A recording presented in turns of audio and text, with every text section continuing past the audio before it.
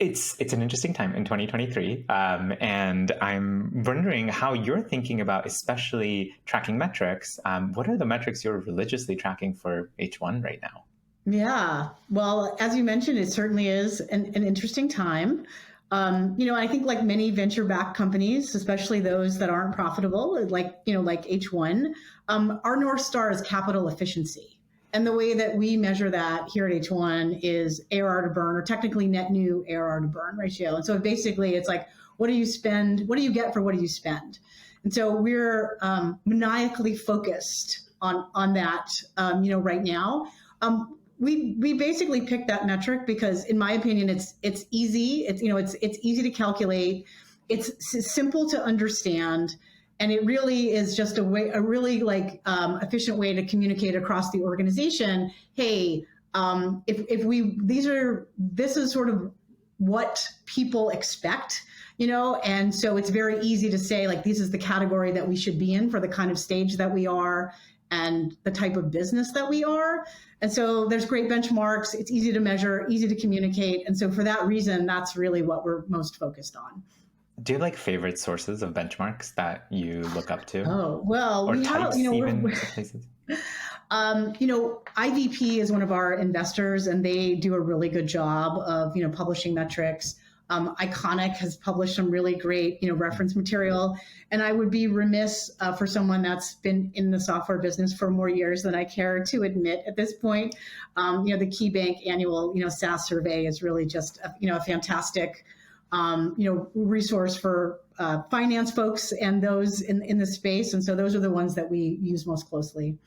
Yeah. And roughly they all kind of align enough for you to feel confident. Yeah, more or less. Yeah. Yeah. I also find it really interesting because I feel like 3 years ago, some of the metrics that are efficiency related that take net revenue into account weren't the ones people talked about. They only looked at the cost of acquisition. So it would be payback period or LTV CAC. And it's kind of interesting, the line item from the P&L that you use now has dropped from the sales and marketing line item to the overall net revenue line item. And I wonder if it's just that's how the times are. It's interesting. So if you at H1 as a case study for what you just said, which is most of our costs are in R&D. We're a data platform, and so we spend a lot of money, aggregating data and a lot of really smart data scientists to create interesting insights. But from a sales and marketing standpoint, because we sell to big pharma, we have there's big dollars, but a relatively small number of customers. And so we're exceptionally efficient on the go-to-market side, LTV to CAC, all of those things. We're great, but that's just a function of the business, and the customers that we have. But we're not profitable. And, before the first half of 2022, investors were like, oh my gosh, your CAC metrics are great. Have some more money. If you can continue to do this is really great. But the reality is that, once you start looking a little bit farther down the P&L, there's some big numbers in R&D, because that's where, we need to invest to have the products that we do and to do all the things. And so we really shifted from just looking at those LTV, the go-to-market efficiency metrics, to really looking at the capital efficiency for the whole business. And I mean, obviously the reason for that is, because the capital markets changed. Yep. And, before it's oh, you've got these great customer economics, and, investors would be like, hey, here, have some more money. And now I think, they're being, they've taken a different approach because they've had to, right? Their businesses have been impacted, the public markets have been impacted. And so, now it's not just about the sort of commercial, efficiency that you have. It's really about the efficiency of the overall business. And that's why ARR to burn really became, it's not that we didn't look at it before, but it really became top of mind for us, really in the back half of 2022. Yeah. That's the same metric that's usually described as burn multiple, right? Or is there a different nuance? Burn multiple is exactly the same thing. Yeah. It's kind of fascinating to me as someone who didn't think about interest rates like everyone else in the last 10 years, what the second and third order effects of interest rate changes are, because suddenly you as a SaaS business have to calculate burn multiple instead of payback period. And that is a function of interest rates. So fascinating. It is. How do you make sure your whole company is sort of aligned on this metric? Because I'm assuming you want like every hiring manager to think about this. You want, compensation committees or, the HR teams to think about this. You want your leadership team to think about it. How do you like really get the whole organization? Yeah, I wish I had a magic wand and you could just, make everyone compliant. For us, it really was being very transparent about, I would say we're being transparent with the whole company about the environment that we're in. We are fortunate that we have some, fantastic board members. And so one of them is Pauline Yang at Altimeter, and she did a presentation for the whole company to talk to the company about, this is the view from the investor chair, and really, talking about sort of what all the changes in the public markets, with all the macro changes and everything, interest rates, sort of all of those macro things, what does that mean to someone like Altimeter? And then, what are the downstream effects for a company, for a portfolio company? And so it was great. And getting people to, stick to budgets and, all the budget requests that would come in after that, I'd be like, did you listen to Pauline's presentation? And so it actually, it was, it wasn't necessarily intended for that purpose, but it actually really helped a lot to help, and Ariel, who's our CEO, has also really been, very vocal and very visible about, hey, this was the funding environment we were in. This is the funding environment that we're in now. They're very different. And so we have to really be very thoughtful and strategic on capital. And then, unfortunately, like a lot of other technology companies, we had to make, the unfortunate decision to take some cost actions. And so we did that in November. And, I think people, no one likes to do that. And, maybe there were some people that were surprised, nobody really was that surprised. And, kind of coming out of it, I think in some ways it really created more alignment around making sure that our metrics very much align with, where they need to be for the market that we're in. And so, a combination of those things has really driven alignment across the company, which is, in my opinion, that's the hardest part about, like, you can do all the metrics and you can do all the things, but if you don't really drive alignment and are changing behavior on a day-to-day basis, then, ultimately, I don't want to say the metrics won't matter, but you won't get the metrics that you want. Yeah. Actually, I guess a related question would be, what are the metrics that are on your all hands metrics slide, or whatever the equivalent for you is? What are the things you're telling the company every week, 2 weeks, 4 weeks? Yeah, we don't share all the financial metrics with the company all the time. We definitely share our ARR performance because, that's, we're a subscription business, and ARR is basically your top line and what you've sold. And so we share that number pretty freely. We do also share the burn multiples. We do that less frequently just because, it does require a little bit more understanding and sophistication, and not all of our employees fully grasp what that means. But at the executive level and at the, like sort of the VP and above level, we share a lot of that, on a fairly regular basis. So maybe not monthly, but definitely quarterly. And then, obviously we have, weekly metrics packs that we send out to our ELT and a few other folks. And, that has everything from like forecast, pipeline, headcount reports, all of the sort of the basic, metrics that you need to kind of calculate that, sort of like, a few orders down. So we share that pretty freely, but just with the top, the leadership folks that really have the ability to, one, understand, but two, they're the owners, they're the owners of that. And so it's just really making sure that they have the information that they need to be successful. How does either like sort of the best exec in terms of engaging with those metrics, or maybe even your like ideal like engagement from one of your operating execs on the team, what do you wish would happen after this packet goes out? Oh, well, I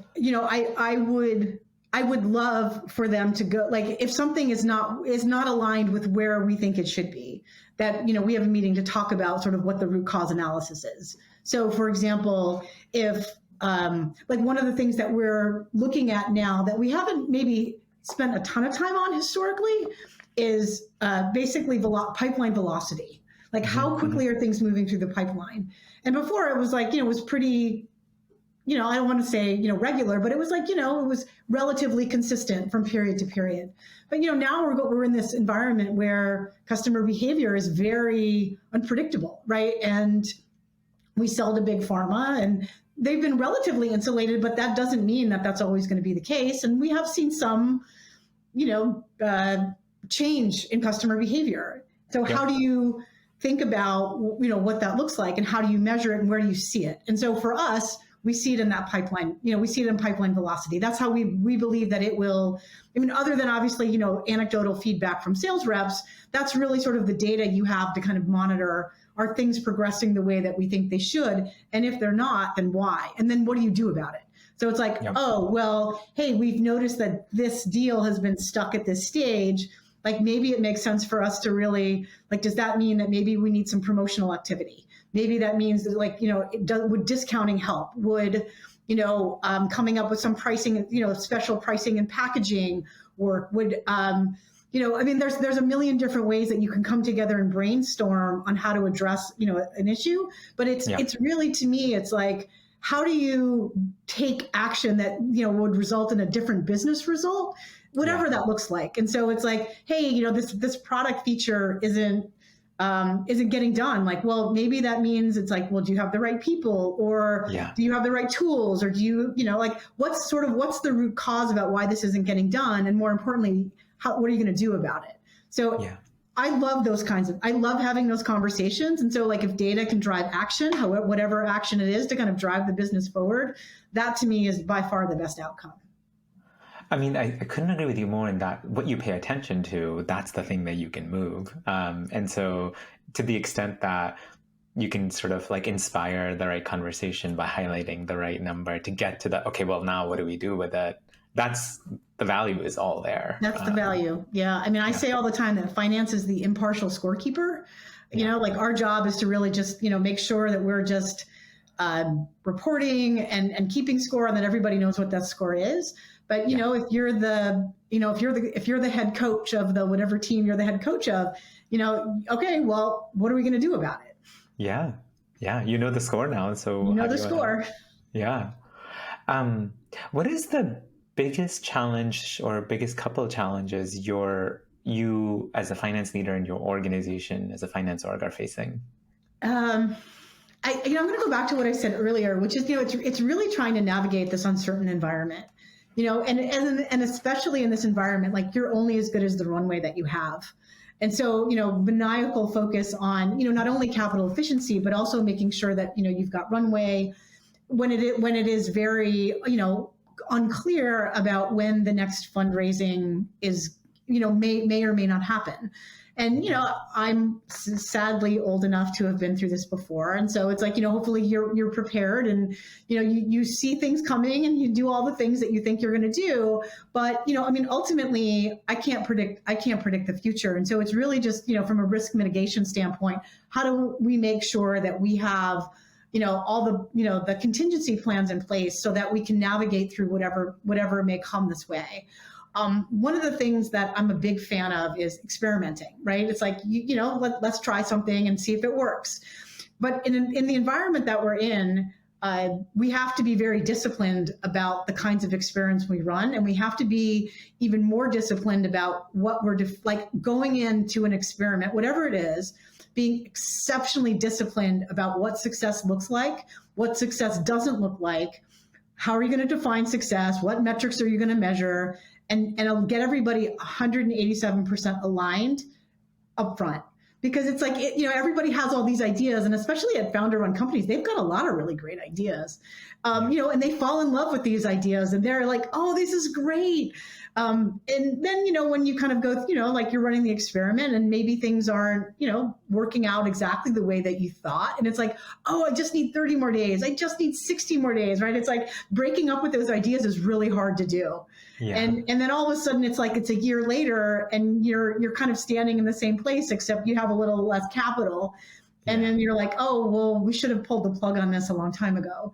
Yeah. And, and so, but it's, again, it's like, how do you really think about being much more thoughtful and disciplined about how you run those experiments up front? To me, Yeah. is something that I won't say that we've mastered it, but I think we're getting better at it. And that's like, just I would say the time frame in which you have to prove or disprove something is much shorter because it has to be. And so that's, that's one I would say change in behavior that we've been really focused on. It's so interesting because when you set a goal, you hope to set the goal in a way that it's under the control of the person you're putting in charge of that goal. And then hopefully you're like tracking how the progress is and deciding what to do at any given point.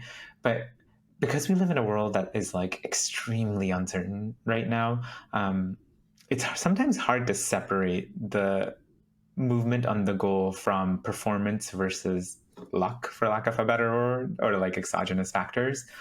And I'm wondering how you reconcile that for your team. It's funny. My initial reaction to that is like, does it matter? Like, whether you got lucky or whether you're smart or some combination thereof. I mean, I think any successful business has some combination of like luck, timing, right place, right time, right product market fit, all of those things, smart people, execution. But, I think there's always a little bit of all of those things, because you can have a great idea, but if the time is wrong, then it's not going to work. You could have an idea that's maybe mediocre, but your initial product market fit doesn't work. But it's like, you just migrate a little bit over here because you have to, and then all of a sudden you're like, oh my gosh, this takes off in a way that I never thought it would. And so, I think there's always a little bit of luck and a little bit of grit that go into, or I would say a little bit of luck and probably a lot of grit that go into kind of any kind of successful business outcome. And it's really, I think, iteration and experimentation is so important, but not being blind, just not being blinded, because you could be really successful with something early on because you're lucky, and you may think it's because you're smart and great and all the things. And then you're like, but if you can't scale it, then it doesn't, then you kind of have to go back to the drawing board. And I think, sometimes, especially in finance, you have to be, I don't want to say the realist, but, sometimes you have to just sort of point out that, again, impartial scorekeeper, like, hey, like we had a really great first quarter, but, the second quarter is just not, it's just not there. Like, let's go back to the drawing board and figure out, what's not working and adjust. Yeah. Just have to bring in that cold, hard truth at that I point. know it's hard. I also appreciate this idea of like, grit is maybe the great reconciler of luck and brilliance. With enough grit, it all goes to, it all just, I don't know, gets reconciled at the end of the day, which I really appreciate. Yeah, I mean, it's true though. But again, I think, grit is it kind of also goes back to the whole, not willing to accept and just continuing to adjust, and change and you can brute force your way through some things for sure, but at some point you really kind of have to, I think, especially if you want to scale a business to be something more than a novelty, you really, you definitely will need a lot of grit, but I think, you also need, obviously you need capital, you need the right people and the right leadership. But I think, if you can really align people and get them excited about and really engaged in building something, all that comes together is grit, and grit is sort of, where the rubber meets the road. And that's where you can build a lot of really great things that way. What's a level deeper you wish both finance and operating executives could go deeper into metrics? What are things that like just generally are hard, but you wish were easier? For us, and I kind of go back to what I said before, which is, our biggest cost center is, product and engineering. And we don't have the best, I would love a better way to measure ROI and effectiveness on, product and engineering organizations.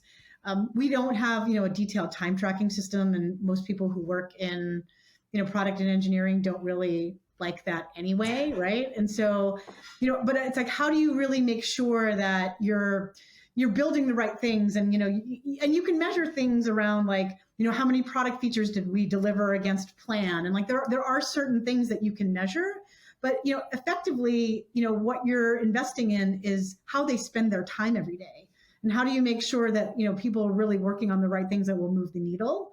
And that's an easy thing to say, but it's a hard thing to measure. And so I that's the one area where, and there's also like, there's some high level benchmarks about, how many engineers you need per product manager, or how many like UI UX people you need per, there are some general benchmarks out there, but, I wish there were better, insights and ways to measure, and just efficiency metrics on product and R&D investments, the same way that there were with go-to-market. And I understand why there's not, but I really wish there were. Yeah. I guess there's this, there's the final score, which is sort of your burn multiple and ARR and all that stuff. And then there's like the leading indicators, which it sounds like for sales, you look at quite frequently, around like sales velocity and like pipeline generation and all that stuff.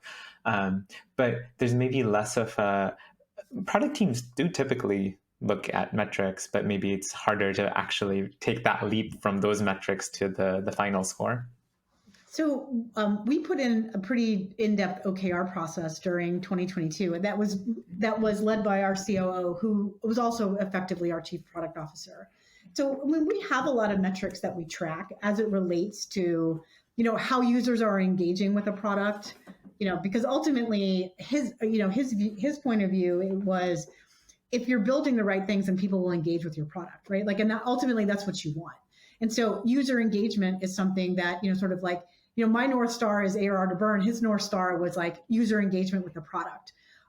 But there's lots of different ways to measure user engagement, right? So we have a product that, we have a data platform. And some of our teams, like one of the use cases is help me find doctors to run clinical trials. And so that's episodic in nature, because, like while they may, like we work with some, organizations that are always running clinical trials. And so they could be in the product multiple times a day. We have some others where, they might only use it like once a month, or, every 47 days, because, that's just sort of the cadence upon which they need our product. And so how do you really think about measuring, that? I think that user engagement is a really important metric. But, you could also, again, maybe just because I'm a finance person, I'd say, well, that should also show up in NRR, right? In your net revenue retention metrics, because if people are using the product, then they're going to renew. And if they really like it, then they tell their friends and you buy more.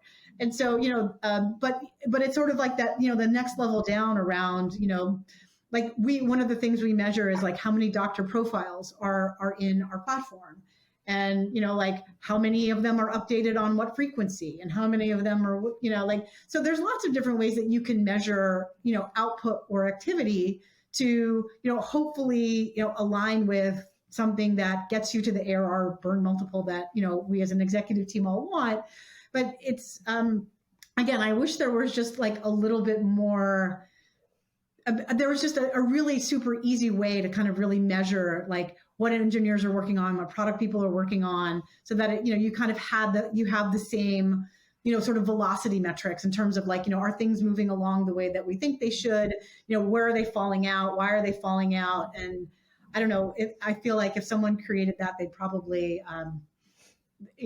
I would say they would probably be, they'd have a great opportunity to sell a lot of that tool to a lot of finance teams in technology, for sure. Yeah.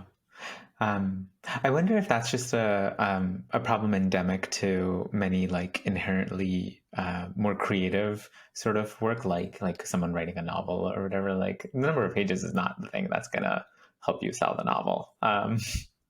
Writing a good novel is, but how do you figure out in the process? I don't know. Yeah, no, that's an excellent point, right? Because it's like, if you build it, will they come? Did they come? Did they not come? I don't know. It's tough. And I think the cycle is also long, in that you probably know that if a pipeline opportunity is generated at a particular point and months later, probabilistically, it'll turn into this much revenue. And it's just not the same way it works. Unfortunately not. No, but I think your novel analogy is quite insightful. Um, what are so the metrics you're looking at have changed a little bit in late 2022, early 2023. How has that? Are there sort of like specific things you also see changing as a second or third order effect from that? Um, we've never been a company, and part of it is, I've been here at H1 for, about a year and a half. We had only just rolled out budgets, when I got here. We've never really focused so much on like budget versus actuals. We've really only, and so I think that's something that, again, kind of coming out, unfortunately, out of the cost reductions, kind of coming out of the environment that we're in, but like having people be very mindful of, of kind of, adherence to budgets is, I mean, I know as simple as that is, it's really important. And so I think that's one, and again, it kind of just goes back to that whole, let's be very thoughtful about, how we're investing our money. And, like if I'm going to ask, like if I'm going to, ask for resources, you should know that the default answer is going to be no. And I'm going to challenge you to find it with your existing pool of money. And if you don't like that, then we're going to have a really hard conversation, or you're going to have an exceptionally compelling reason for me to give you more capital. And I think that's a good thing, and I think it's sort of a natural evolution of of companies. And so I would like to hope that we would have gotten there anyway, even without sort of the bad environment. But I think the sort of the macro backdrop has kind of forced that upon us, and I think that's just good. It's good discipline and good operating procedure in any market to have that. I'm sure, having sort of had the career you've had in software in the last couple of years, you perhaps were looking around at the lack of discipline and wondering about when that party has to stop.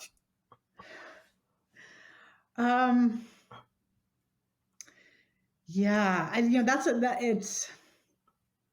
that's a tough question to answer. That's a really tough question to answer. When does the party have to stop? I would say that it's like, I don't think the party has to stop. I just think how what you do as part of your entertainment evolves. So, like when you're college, like playing beer pong is great. When you're 40,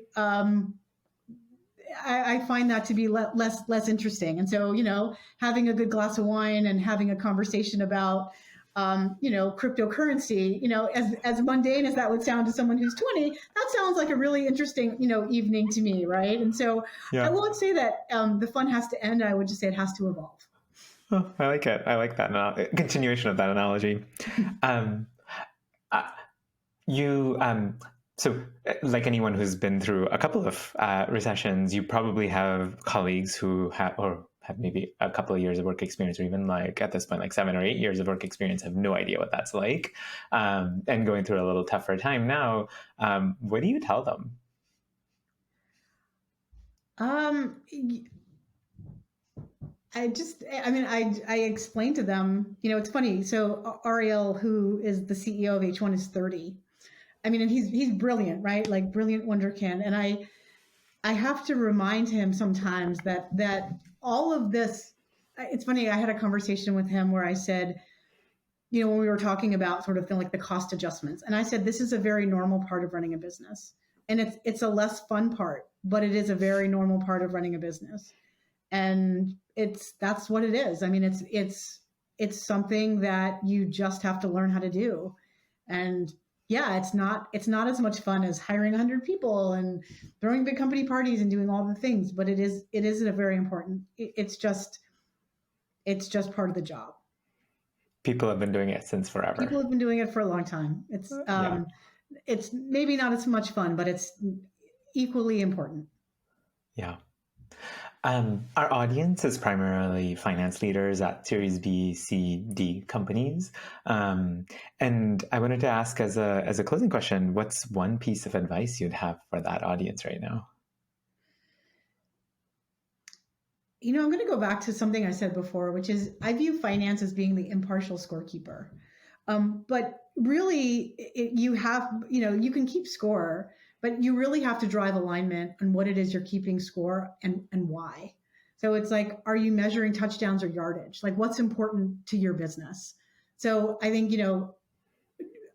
being a scorekeeper and then really, again, driving alignment around what that score, what you keep score on, how you keep score is really important. And I know, as simple as that is to say, it's not so simple in practice because it involves changing people's behavior. And that's something that is not easy.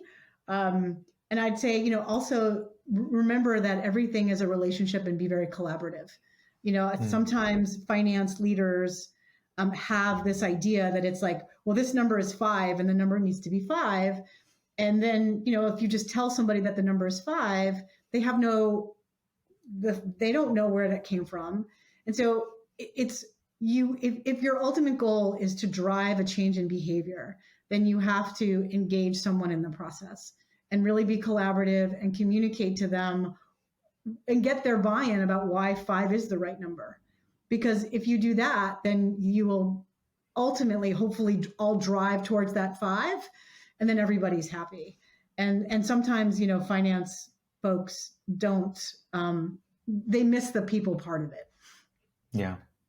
It's kind of like algebra class. Show your work. Show your work. Yeah. The other thing that I would say, especially for kind of like Series B and C, is, think big and build bigger. Because if you build for bigger than what you are, I mean, the way that you scale finance is through automation. And in order to do that, you really have to think big. You have to think big with your systems. You have to think big with your people. You have to think big with your processes. So I would just encourage all of people just to think big and build for bigger. That's awesome. That's fantastic advice. And this has all been such a great, insightful conversation. So really appreciate the time. Yeah, thanks for the opportunity. I really appreciate it. I hope you enjoyed today's episode. Before you go, let me give you a super quick overview of what Subscript is, because chances are we can help you.